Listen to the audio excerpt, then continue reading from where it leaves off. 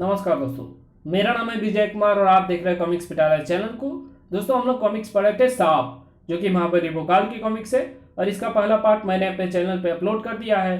पहले पार्ट में मैंने इस कॉमिक्स को 20 पेज तक कवर कर दिया था। अब इस पार्ट में इसके आगे कहानी को शुरू करते हैं। और पीछे मौजूद ऑटो का कारण जानकर हक्का बक्का रह गया भोकाल। ओह, सर्प ही सर्प। लगता है जैसे इस वन के सारे सर्प यहीं एकत्रित हो गए हैं और ये सभी मुझ पर हमला करने को तैयार हैं। इनसे भिड़कर इनकी हत्या करना व्यर्थ है, इसलिए मेरे लिए अच्छा यही है कि मैं यहां से भागकर इनसे अपना पीछा छुड़ाऊं। उन सर्पों से पीछा छुड़ाने के लिए भागा भोकाल क्या जानता था कि छोटे सर्पों से भागकर वो उन सब सर्पों के बाप के शिकंजे में फंसने जा रहा था। उफ, पलक झपकने से पहले ही उस विशाल अजगर ने भोकाल को अपनी कुंडलियों में जकड़ लिया। उफ, मेरा शत्रु बना ये विशाल अजगर अपनी कुंडली से मेरी हड्डियों को चटकाने में तुला हुआ है। मुझे तुरंत ही इसकी जकड़ से छूट जाना होगा, क्योंकि अगर मुझे इसकी जकड़ नहीं मारेगी तो वो सांपों का झुंड मार डालेगा जो मेरा पीछा करता हुआ तेजी से इधर ही बढ़ रहा है।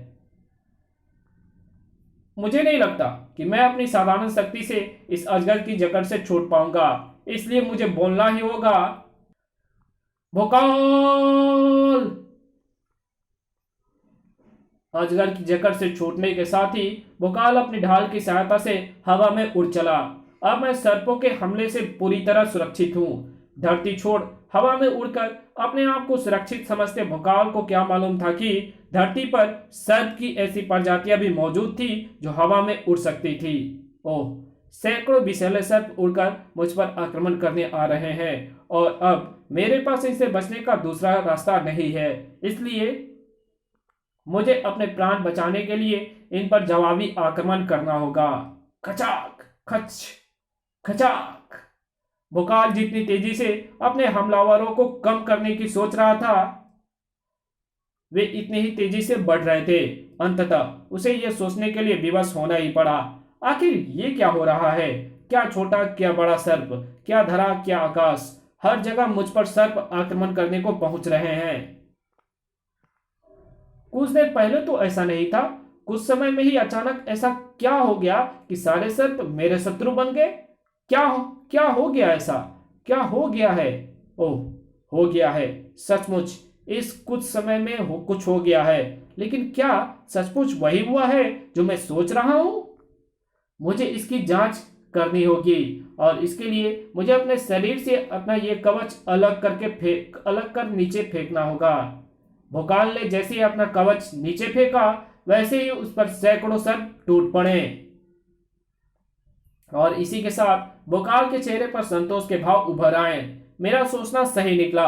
मेरे शरीर पर कोई ऐसा पदार्थ चिपका हुआ है जो सर्प की हर प्रजाति को मेरी तरफ आकर्षित कर रहा है, और वो पदार्थ निश्चय ही मेरे शरीर से तब चिपका जब धूल भरे बवंडर ने मुझे घेर लिया था। यानी वो बवंडर किसी ने जानबूझकर मुझ तक इसलिए भेजा था ताकि मैं सर्पों का शिकार बन जाऊं।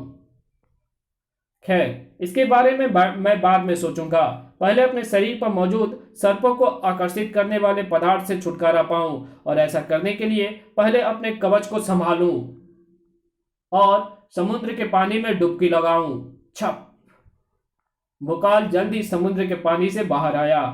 पानी से बाहर आने के बाद सर्पों ने मुझे देखा तक नहीं, लेकिन रहस्यमयी षटकोण के पश्चात सर्पों के उस आक्रमण ने यह सिद्ध कर दिया है कि कोई मेरे प्राणों के पीछे पड़ा हुआ है। कौन है वो, और वो मुझ पर ऐसे आक्रमण कैसे कर पा रहा है? भोकाल ने अपने अज्ञात दुश्मन के बारे में बहुत सोचा, लेकिन वो उसके बारे में कुछ ना समझ पाया जो जंगल के जुल्लू कबीले में मौजूद था। बच गया। भोकाल सर्प फूंक टोटके से भी बच गया। हर असंभव कार्य को संभव कर देने वाली टोटके भी क्या भोकाल को समाप्त करने जैसा तुच्छ कार्य भी नहीं कर पाएंगे? क्या मैं अपने पुत्र टोना को महर्षि योगेश्वर का शिष्य नहीं बना पाऊंगा? नहीं नहीं, ऐसा नहीं होगा। टोटके के टोटक नहीं हारेंगे। टोना महर्षि योगेश्वर का शिष्य अवश्य बनेगा। भोकाल मरेगा, हर हाल में मरेगा, क्योंकि अब टोटक टोटकों के साथ साथ अपने दिमाग का प्रयोग भी करेगा। टोटक ने अपने रणनीति में फेरबदल कर दिया था और भोकाल उससे बेखबर था, और यही कारण था कि धीरे धीरे टोटक के जाल में फंसता जा रहा था। भोकाल, नहीं, क्या हुआ स्वामी? आप सोते सोते एकाएक ऐसे चीख कर क्यों उठ बैठे? मुझे लगा जैसे कोई शैतानी छाया धुएं का रूप धारण करके मेरे शरीर में प्रवेश करती जा रही है। मुझे अपनी श्वास नलिका में पीड़ा का आभास हुआ तो मैं चीख कर उठ बैठा। यहाँ तो ना कोई शैतानी छाया है और ना ही धुआं। आपने निश्चय ही कोई दुस्वप्न देखा होगा। हो सकता है वो कोई स्वप्न ही हो। ओह! अचानक एक बार फिर चौंक उठा भोकाल। एक बार फिर उससे सवाल कर बैठी रूपसी सोलोनी। क्या हुआ स्वामी? अखंडनाद बज रहा है। उसकी ध्वनि मुझे पुकार रही है। कोई अखंडनाद बजाकर मुझे सहायता के लिए बुला रहा है। मैं जाता हूं। भोकाल हवा का झोंका बनकर वहां से निकल गया, रूपसी और सोलोनी को हक्की बक्की छोड़कर। अखंडनाद बजा था? अगर अखंडनाद बजा था तो उसकी ध्वनि हमें क्यों नहीं सुनाई दी? इधर भोकाल, एक साधु अखंडनाद बजा रहा है। कौन सा संकट आन पड़ा है उस पर? अखंडनाद के पास पहुंचकर भोकाल को साधु पर आए संकट का भी पता चल गया। मैं सिद्धिवन में तपस्यारत साधुओं की फरियाद लेकर तुम्हारे पास आया हूं महाबली। वहां एक खूंखार नरभक्षी ने भयंकर आतंक मचा रखा है। वो किसी भी तपस्यारत ऋषि को मारकर खा जाता है। आजकल वो ऋषि महर्षि दुर्वादा के आश्रम के इर्द गिर्द देखा गया है। अगर तुमने सिद्धिवन जाकर उस नरभक्षी सिंह को समाप्त नहीं किया तो वो सिंह महर्षि दुर्वादा के साथ साथ हम सबको मार खाएगा। अब ऐसा नहीं होगा। आपने अखंडनाद बजाकर उस सिंह की मृत्यु को आवाज दे दी है। मैं तुरंत ही सिद्धिवन पहुंचता हूं। आश्चर्य! क्या हुआ महाबली को? इतनी रात गए अखंडनाद के पास खड़े किससे बातें कर रहे हैं वो? और वन की तरफ जाने वाले रास्ते से होकर इस समय वे कहां जाना चाहते हैं? सिद्धिवन थी भोकाल की मंजिल। यही है सिद्धिवन में स्थित महर्षि दुर्वादा का आश्रम। अगर वो नरभक्षी यही कहीं आसपास ही देखा गया है तो मुझे उसे ढूंढने में ज्यादा समय नहीं लगने वाला। ओह! उस आवाज पर भोकाल चौंका और चीते की सी तेजी से आवाज की दिशा में भाग लिया। वो सिंह उधर है। ओह! कहीं कोई अनर्थ ना हो गया हो। अनर्थ हुआ नहीं था, होने जा रहा था। ओह! वो भयानक सिंह महर्षि दुर्वादा पर आक्रमण करने बढ़ रहा है। मुझे उसे रोकना होगा। और इस समय उसे रोकने का एक ही साधन है।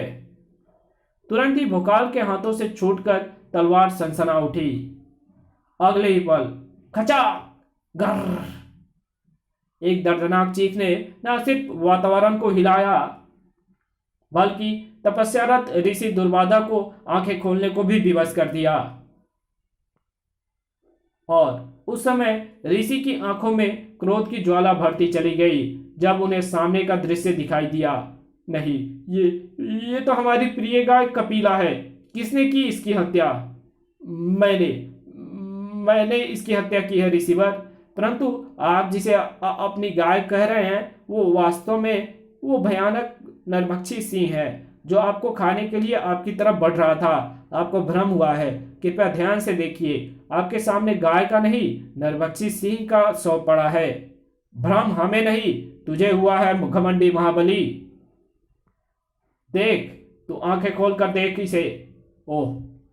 तूने किसी नरभक्षी सिंह को नहीं, हमारी प्रिय गाय कपिला को मार डाला है। और जिस शक्ति के घमंड में चूर होकर तूने ऐसा किया है, हम इस शक्ति को साफ देते हैं। जिस समय तुझे तेरी अपनी शक्तियों की सबसे अधिक आवश्यकता होगी उस समय तेरी शक्तियां तेरा साथ छोड़ देंगी।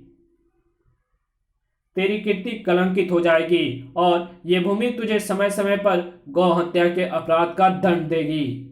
अभी अपने साप में ऋषि दुर्वादा कुछ और कह पाते हैं उससे पहले ही भोकाल उनके चरणों में गिर पड़ा। दया ऋषिवर, दया, कृपया रोक लीजिए अपने साप अग्नि को। मैं गौ माता की हत्या का दोषी कैसे बन गया मैं स्वयं भी नहीं जानता।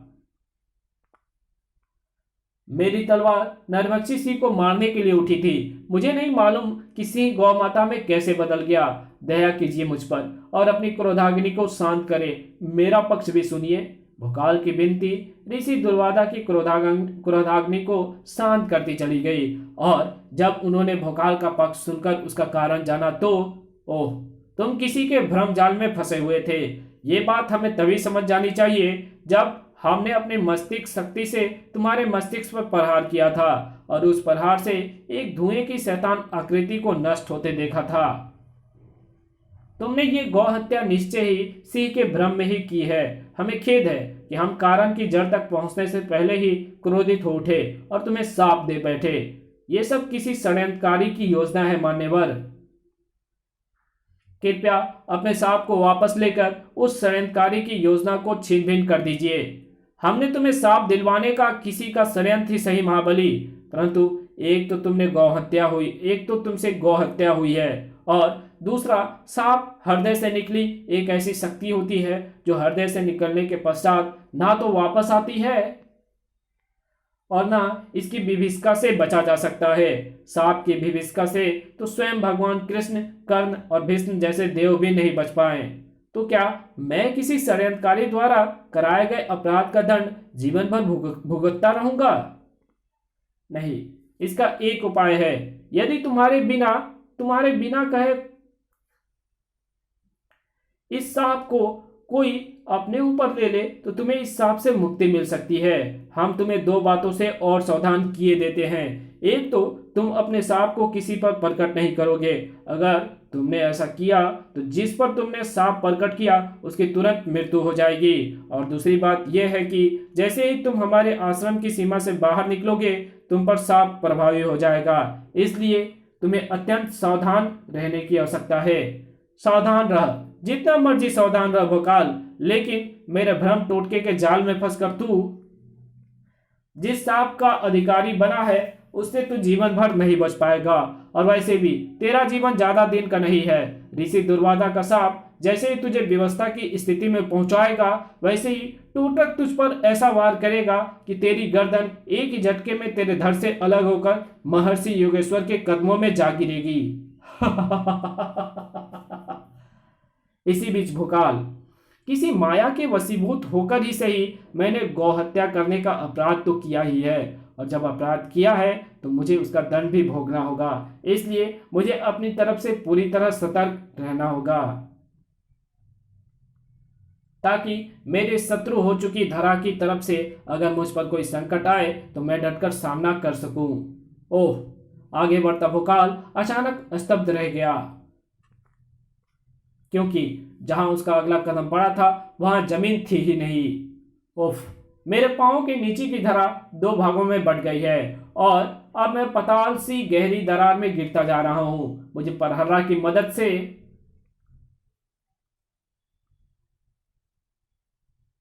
तुरंत ही स्वयं को संभालना होगा, अन्यथा इस दरार में मेरा अस्तित्व खोकर रह जाएगा। भोकाल ने बचने के लिए परहर्रा का सहारा अवश्य लिया, लेकिन वो सहारा भोकाल के काम ना आया।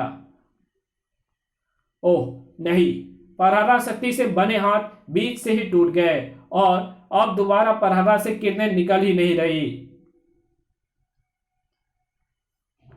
ओह, इसका तात्पर्य मुझ पर सांप का प्रभाव शुरू हो गया।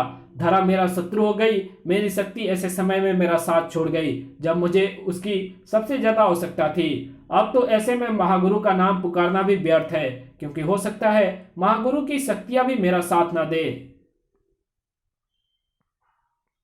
परंतु अगर मैं किसी शक्ति का सहारा नहीं लूंगा तो इस दरार में गर्क होने से बचूंगा कैसे? मुझे बिना किसी शक्ति का सहारा लिए स्वयं को बचाना होगा, और उसके लिए मुझे दरार के बीच उभरी उस चट्टान को पकड़ना होगा।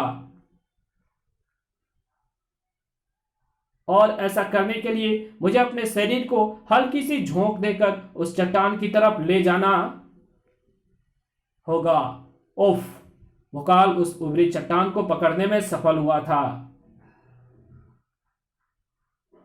लेकिन अभी जीवन बचाने में सफल होना बाकी था। उफ, धरा के दोनों पार्टों ने आपस में मिलना आरंभ कर दिया है। अब अगर मैं जल्दी इस दरार से नहीं निकल गया तो पीस कर रह जाऊंगा, और इस दरार से निकलने का मेरे पास एक ही रास्ता है, ये हाथ, जिन्हें मैं दरारों की गीली सतहों पर गड़ाकर ऊपर की तरफ बढ़ूंगा। लेकिन ऐसा करने के लिए मुझे बेहद सावधानी बरतनी होगी, क्योंकि अगर मेरे हाथों से मिट्टी फिसली तो जिंदगी भी फिसल जाएगी। लेकिन क्या मैं इस तरह धरा के दोनों पाटों के मिलने से पहले ऊपर पहुंच पाऊंगा?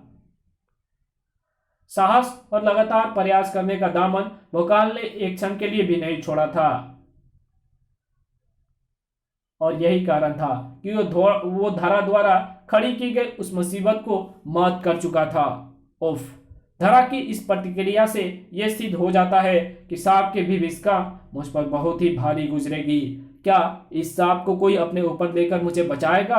नहीं, मैं नहीं चाहूंगा कि कोई इस सांप को अपने ऊपर लेकर मुझे इससे मुक्ति दिलाए, क्योंकि जो भी मेरे सांप को अपने ऊपर लेगा वो मेरा प्रिय ही होगा, और मेरा कोई प्रिय ऐसी भी विष्का को सहे, ऐसा मैं हरगिज नहीं चाहूंगा। इसलिए अच्छा यही है कि इस सांप की विविष्का को मैं स्वयं ही सारा जीवन भुगतता रहूं। भोकाल की जो चिंता थी, संकट के जिस दौर से वो गुजर रहा था, उससे जूझने का उसे ज्यादा समय नहीं मिला, क्योंकि अनर्थ हो गया महाबली। नगर का मुख्य बांध टूट गया, पानी बाढ़ का रूप लेकर निकट के गांव की तरफ बढ़ रहा है। वहां के निवासियों को बचाइए। ओह, मुझे अतिशीघ्र आकाश मार्ग से वहां पहुंचना होगा, और उसके लिए मुझे बनना होगा भोकाल। अपनी असीमित शक्ति हासिल करके भोकाल को घटनास्थल पर पहुंचने में ज्यादा देर नहीं लगी। ओह, मुझे इस जल तबाही को रोकना होगा, और उसके लिए मुझे अपनी ज्वाला शक्ति की उष्मा का प्रयोग करके यहाँ भरे हुए सारे जल को वापस बनाकर उड़ाना होगा। भोकाल की तलवार से निकले ज्वाला शक्ति ने पानी को तेजी से भाप बनाकर उड़ाना शुरू कर दिया। लेकिन एक काम और भी करना शुरू कर दिया था ज्वाला शक्ति ने। ओह, ज्वाला शक्ति से कुछ घर भी जलने लगे हैं, परंतु उन्हें बचाया नहीं जा सकता, क्योंकि इन्हें बचाकर तबाही मचाते जल को वाष्पित करना अत्यंत दुष्कर और समय व्यर्थ करने वाला कार्य है। इस कहानी को यहीं खत्म करते हैं। इसके आगे कहानी पढ़ेंगे इसके पार्ट 3 में, तो मिलते हैं इसके तीसरे पार्ट में। तब तक के लिए बाय। अगर वीडियो अच्छी लगी हो तो इस वीडियो को लाइक कर देना, चैनल पर नया हो तो चैनल को सब्सक्राइब कर बेल आइकन को जरूर प्रेस कर देना। ओके, तो मिलते हैं इसके तीसरे पार्ट में, तब तक के लिए बाय।